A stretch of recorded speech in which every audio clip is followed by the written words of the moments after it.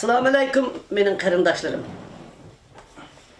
Hozir o'zinglar bilasizlar, Qashqarda Pazvatda, Otishda 6 bal, 7 bal yer tavravatdi. Lekin Xitoy hukumatı buni yoshirib 4 bal, 5 bal, yoki 6 bal har xil atalg'i bilan atavatdi. Biz hozir burun yer tavriga vaqtida dunyodagi hamma Uyg'urlar yordam qilib, ayollarimizni to'plab aşağı opirib, aşağı yordam qilgan. Hozir bizning xalqimizni qirvatgan vaqtda, o'ltirvatgan vaqtda xalqimiz qo'rqinch ichida jinini bir yer patqizanmagan sharoit ostida o'lganning ustiga tepgan deb bu yer tavrash keldi. Yer tavrashni biz ko'rganimizda yer yerilib ketibdi. Yer yerilib ketilgan darajadan atqandan yetib oldim eshib ketdi degan gap. Bizning qarindoshlarimiz nim bo'ldi. Biz bularning holini ufqayli. Urug' tuqqanlaringlarni surishti qilinglar.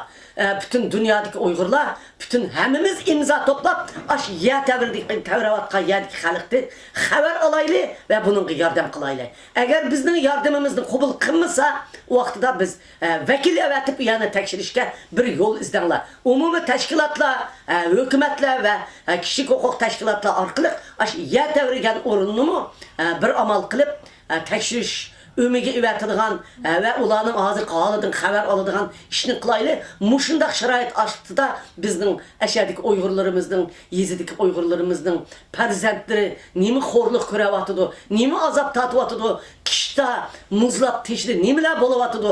Biz buningdan xabarsiz qolmayli. Xabar olmaydigan ish yo'q. Tumir tomnimi kesib kirib ketgan bo'ladi. Hammamiz sagak bo'layli. Rahmat sizlarga.